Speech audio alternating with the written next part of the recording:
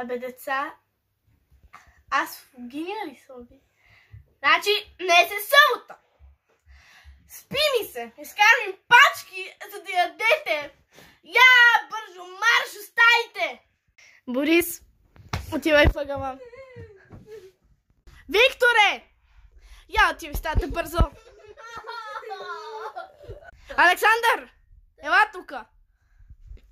Айде отивай в ъгъла. Андрей, ела тука. Я отивай бързо там. Бързо! И сега, защото ме наричате лоша и ви шамара, поне ще ви дам един телефон да ми се клотнете от нервите. Нави телефона.